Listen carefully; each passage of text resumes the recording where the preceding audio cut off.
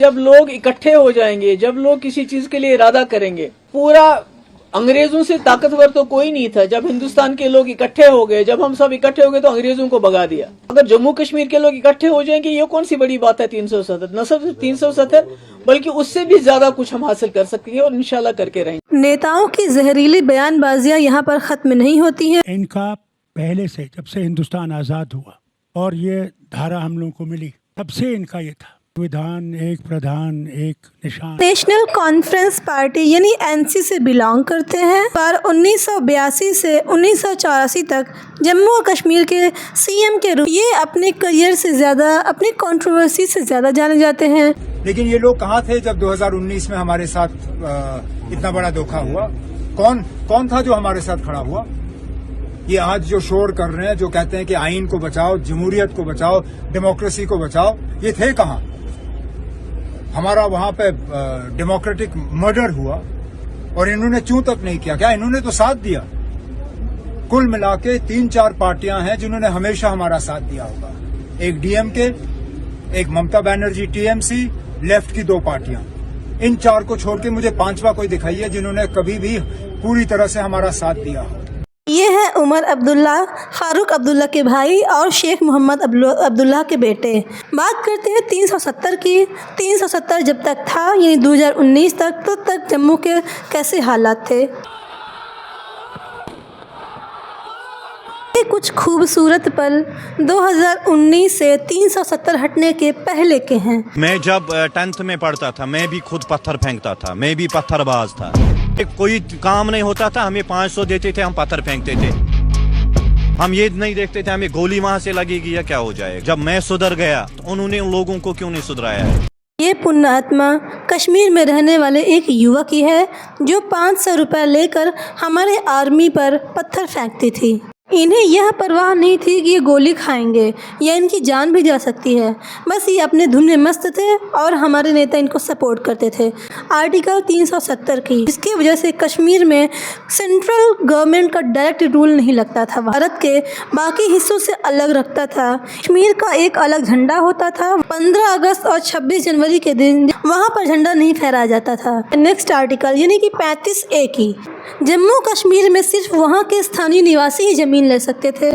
वहाँ की सरकारी नौकरियों में यदि भर्ती होना होता था तो सिर्फ वहाँ के ही निवासी हो सकते थे और बाकी कहीं से भी आ रहे लोगों को ज़मीन नहीं लेना होता था। वहाँ से आतंकी गतिविधियाँ दिन पर दिन बढ़ती जा रही थी। 14 फरवरी को पुलवामा अटैक हुआ था। इस पर मैंने कल ही एक वीडियो बनाई थी, आप इसका लिंक डिस्क्रिप्शन में चेकआउट कर सकते हैं। तो क्या कश्मीर का हाल फिर से पहले जैसा ही हो जाएगा? नहीं पसंद आया तो डिसलाइक का ही बटन छू दीजिए। नमस्कार दोस्तों, आप सब देख रहे हैं भारत की बात। आज हम बात करेंगे जम्मू कश्मीर में हो रहे विधानसभा चुनाव की। इस विधानसभा चुनाव में बहुत सारी चीज़ें पता चली। यह विधानसभा चुनाव पिछली बार 2014 में हुआ था। हालांकि इसे 5 साल बाद 2019 में फिर से होना था, लेकिन 2019 5 अगस्त को आर्टिकल 370 हटा दिया गया और जम्मू कश्मीर को एक केंद्र शासित प्रदेश में बदल दिया गया। हालांकि इस वर्ष फिर से 2024 में विधानसभा चुनाव होने हैं, जिसमें 2 फेज़ की वोटिंग हो चुकी है और इस 2 फेज़ की मतदान में बहुत सारी बातें सामने निकल कर आई हैं, जहां पर हमारे जहरीले नेता अपने जहरीले बयानबाजियों से बाज नहीं आ रहे हैं। इसमें से नंबर 1 है फारूक अब्दुल्ला साहब, दूसरे पर है महबूबा मुफ्ती, उमर अब्दुल्ला। चलिए एक एक करके इनके जहरीले बयानबाजियों को सुनते हैं। उसके बाद मैं आपको आर्टिकल 370 और 35A की थोड़ी सी झलक दिखाऊंगी। उसके बाद हम बात करेंगे कश्मीर में चुनाव हो रहे नतीजों की और वहाँ का इन्वायरमेंट की। चलिए शुरू करते हैं आज की इस वीडियो को। जब लोग इकट्ठे हो जाएंगे, जब लोग किसी चीज के लिए इरादा करेंगे, पूरा अंग्रेजों से ताकतवर तो कोई नहीं था। जब हिंदुस्तान के लोग इकट्ठे हो गए, जब हम सब इकट्ठे हो गए तो अंग्रेजों को भगा दिया। अगर जम्मू कश्मीर के लोग इकट्ठे हो जाएंगे, ये कौन सी बड़ी बात है 370, न सिर्फ 370 बल्कि उससे भी ज्यादा कुछ हम हासिल कर सकेंगे और इंशाल्लाह करके रहेंगे। ये है महबूबा मुफ्ती। इनके पिता का नाम है मुफ्ती मोहम्मद सैयद। ये PDP से बिलोंग करती हैं। खुद दिल्ली यूनिवर्सिटी से ग्रेजुएशन की। 2004 में वो लोकसभा चुनाव जीती, अनंतनाग से सदस्य बनी। 2016 में वो जम्मू और कश्मीर की चीफ मिनिस्टर बनी और इस समय वो कश्मीर में चुनाव लड़ रही हैं, जिसके थ्रू इन्होंने ये भाषण दिया था। नेताओं की जहरीली बयानबाजियां यहाँ पर ख़त्म नहीं होती हैं। दूसरे नंबर पर आते हैं फ़ारूक अब्दुल्ला। इनका पहले से जब से हिंदुस्तान आज़ाद हुआ और ये धारा हम लोगों को मिली तब से इनका ये था, विधान एक प्रधान एक निशान, इधर तब से मैं नहीं देख सकूँगा, आने वाले लोग देखेंगे। मिस्टर अब्दुल्ला ने श्रीनगर में जन्म लिया है। उन्होंने अपने बाद की पढ़ाई लंदन की यूनिवर्सिटी से की है, जो मेडिकल की थी। उनके पिताश्री का नाम है शेख अब्दुल्ला। ये नेशनल कॉन्फ्रेंस पार्टी यानी एनसी से बिलोंग करते हैं।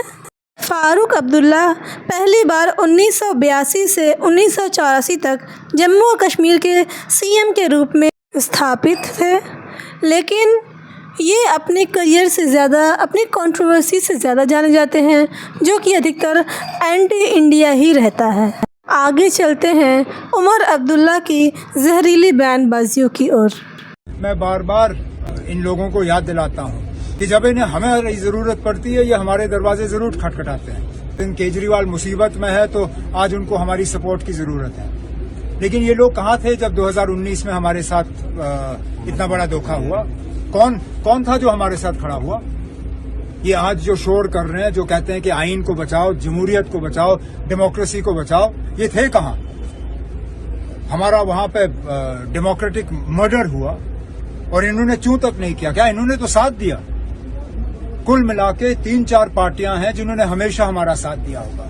एक डीएमके, एक ममता बनर्जी टीएमसी, लेफ्ट की 2 पार्टियां। इन 4 को छोड़ के मुझे 5वां कोई दिखाइए जिन्होंने कभी भी पूरी तरह से हमारा साथ दिया हो। ये है उमर अब्दुल्ला, फ़ारूक अब्दुल्ला के भाई और शेख मोहम्मद अब्दुल्ला के बेटे। इन्होंने भी लंदन से अपनी ग्रेजुएशन की है और 2009 से 2015 तक जम्मू कश्मीर के सीएम रहे। बात करें जम्मू कश्मीर के विधानसभा चुनाव की, इसमें दूसरे चरण की 6 जिलों की 26 विधानसभा सीटों की वोटिंग खत्म हो चुकी है। इसमें लगभग 25.78 लाख मतदाताओं ने सुबह 7 बजे से शाम 6 बजे तक वोट डाला और इस डेमोक्रेटिक उत्सव में बढ़ चढ़कर हिस्सा लिया। इसी विधानसभा चुनाव के दौरान इन तीनों नेताओं ने, जो कि बहुत बड़ी बड़ी पार्टी से ताल्लुक़ रखते हैं, इन्होंने अपनी जहरीली बयानबाजियां को रोका नहीं, बल्कि इसे ऑन कैमरा ऑन रिकॉर्ड ये कबूला है कि ये 370 को वापस लेकर आएंगे। बात करते हैं 370 की। 370 जब तक था यानी 2019 तक, तब तक जम्मू के कैसे हालात थे, इस पर एक नज़र डालते हैं।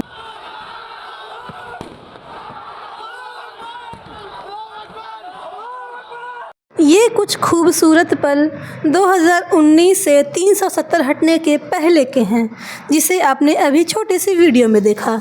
मैं जब 10th में पढ़ता था मैं भी खुद पत्थर फेंकता था, मैं भी पत्थरबाज था। हमें कोई काम नहीं होता था, हमें 500 देते थे, हम पत्थर फेंकते थे। हम ये नहीं देखते थे हमें गोली वहां से लगेगी या क्या हो जाएगा। जब मैं सुधर गया तो उन्होंने उन लोगों को क्यों नहीं सुधराया है? ये पुण्यात्मा कश्मीर में रहने वाले एक युवक की है, जो 500 रुपये लेकर हमारे आर्मी पर पत्थर फेंकती थी। इन्हें यह परवाह नहीं थी कि ये गोली खाएंगे या इनकी जान भी जा सकती है। बस ये अपने धुन में मस्त थे और हमारे नेता इनको सपोर्ट करते थे। कभी इनके खिलाफ कार्रवाई नहीं हुई। जब स्वर्ग से सुंदर कश्मीर में ऐसी आतंकवादी संगठनाएं होती थीं या ऐसे हमारे कश्मीर के हालात थे, तो उस समय रूलिंग पार्टी कौन हुआ करती थी और इस हालत के ज़िम्मेदार कौन है? उस समय पर भी रूलिंग पार्टी पीडीपी, एनसी और न जाने ऐसी कई पार्टीज़ हुआ करती थी जो कश्मीर को गुंडा राज बनाकर रखा था। अब बात करते हैं हम आर्टिकल 370 की। आखिर यह क्या है? इसमें ऐसी कौन सी पावर है जिसकी वजह से कश्मीर में सेंट्रल गवर्नमेंट का डायरेक्ट रूल नहीं लगता था वहाँ पर? आपको बता दें, आर्टिकल 370 जम्मू और कश्मीर को भारत के बाकी हिस्सों से अलग रखता था। इसे एक अलग ही प्रायोरिटी दी जाती थी। इसे अगर सिंपल वे में समझना हो तो सेंट्रल गवर्नमेंट यदि कोई भी रूल लाती है तो किसी भी राज्य में डायरेक्ट अप्लाई कर सकती है, लेकिन जम्मू कश्मीर में ऐसा नहीं होता था। वहाँ का केस ऐसा था कि वहाँ पर कुछ भी अगर लागू करना होता था तो वहाँ का एक स्पेशल स्टेटस होता था, उसके थ्रू ही वहाँ पर कोई भी काम हो सकता था। कश्मीर का एक अलग झंडा होता था। वहाँ पर 15 अगस्त और 26 जनवरी के दिन जैसे भारत के बाकी हिस्सों में झंडा फहराया जाता है, वहाँ पर झंडा नहीं फहराया जाता था। और इस आर्टिकल के तहत जम्मू कश्मीर में कोई भी नियम लाना हो तो वहाँ की सरकार डायरेक्ट अप्लाई कर सकती थी सेंट्रल गवर्नमेंट से, बिना पूछे या फिर बिना उनके मशवरे के। यह कारनामा हमारे भारत की आज़ादी के समय यानी 1947 के वक्त हुआ, जब हमारे देश का विभाजन हुआ था। उसी समय इस आर्टिकल के थ्रू जम्मू कश्मीर को भारत में मिलाया गया था। अब बात करते हैं नेक्स्ट आर्टिकल यानी कि 35A की। इस अनुच्छेद के तहत जम्मू कश्मीर को विधानसभा को यह अधिकार देता था कि वह राज्य में स्थानीय निवासियों के लिए विशेष कानून बना सके।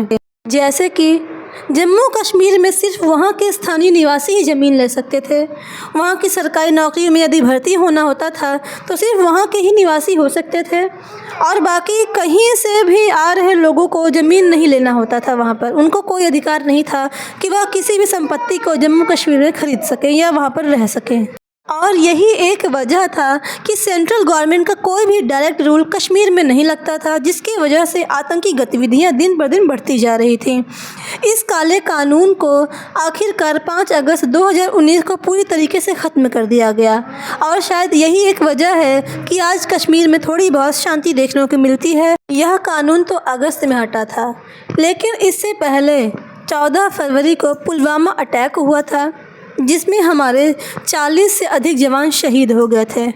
यदि यह नियम पहले ही हटा दिया गया होता तो शायद हमारे न जाने कितने जवान आज हमारे भारत में जीवित होते। पुलवामा का वो बेहद दर्दनाक हादसा जिसमें हमारे 40 से अधिक जवान शहीद हो गए थे, इस पर मैंने कल ही एक वीडियो बनाई थी। आप इसका लिंक डिस्क्रिप्शन में चेकआउट कर सकते हैं और देख सकते हैं कि आखिर उस दिन हुआ क्या था। इतनी मशक्क़तों के बाद, आज़ादी के इतने वर्षों के बाद आखिर यह काला कानून वापस हो चुका है। लेकिन यह नेता अगर जीत जाते हैं या बहुमत में आ जाते हैं तो क्या कश्मीर का हाल फिर से पहले जैसा ही हो जाएगा? क्या ये लोग कश्मीर का भला नहीं चाहते जो ऐसे कानून को वापस लाने की बातें कहते हैं? यहाँ तक कि वहाँ के स्थानीय निवासी भी ऐसे ही बोलते हैं। आपको यह वीडियो कैसा लगा? आखिर आपको क्या लगता है कि कश्मीर के हालात क्या वैसे फिर से हो जाएंगे? आपको जो भी लगता है कमेंट में ज़रूर बताइए। एक सब्सक्राइब छोड़ते जाइए ताकि हमारा मनोबल बढ़ता रहे, हमें यह पता चले कि हम आखिर वीडियो कैसे बनाए हैं। आपको पसंद आया कि नहीं आया? नहीं पसंद आया तो डिसलाइक का ही बटन छू दीजिए। कम से कम ये मुझे कंफर्म तो हो कि आपको वीडियो अच्छा लगा कि नहीं लगा। तब तक के लिए धन्यवाद। हम आपको मिलेंगे कल की नई वीडियो में। जय हिंद, जय भारत।